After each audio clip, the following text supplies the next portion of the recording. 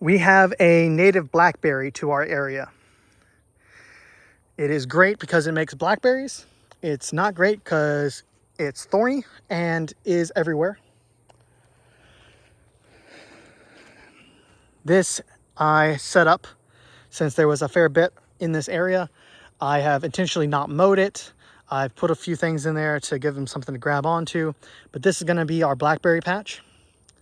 But you can see there's also blackberries over here, and they're just everywhere. And they spread, and they're thorny, and they'll just pop up. So benefit and detriment, but they do produce a very sweet blackberry. They're locally called dewberries. They produce these white flowers that then become blackberries. So this area I've kind of let go wild. I've kept them relatively contained, and they're on the forest edge, which also will help.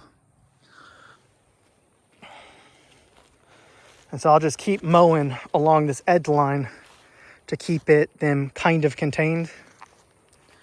And then when the time comes, we'll just come on in here. You can see we've already got a new little blackberry.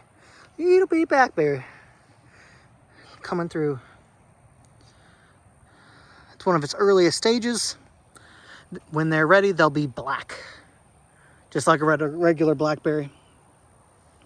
But you can see a lot of thorns. So when you're harvesting, it's definitely going to be a painful experience, but it's definitely worth it.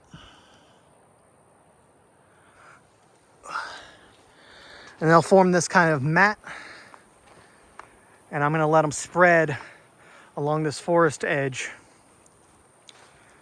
This is only 2.5 years, maybe not even that. I think it's only 2 years of growth, uninhibited. And they get pretty crazy pretty fast. Because they're native, they aren't really outcompeted. As long as you don't mow, and as long as they're already established, then they'll do this. They'll take over this area. There's some stuff that'll grow with them, like this stuff, which is annoying and sticky and gets everywhere as it sticks to my hand. But so that's something you got to watch out for. That is just a weed. You got to be careful of the other thorny vines that sometimes grow with them. They won't produce fruit, but they will still stick you. But you can get a mat like this in only a couple of years, and this will produce a ton of berries. I'll probably do a video about that when they're available. You can see this is an area that they're spreading into, and I'm letting them spread. Keeping these types of grass. I think they're an orchard grass or a sedge, because they'll grow over the top and form those kind of mounds, which makes harvesting easier. So when you're harvesting, you want to wear some thick pants, thick work pants. Blue jeans aren't the best, but they can do in a pinch.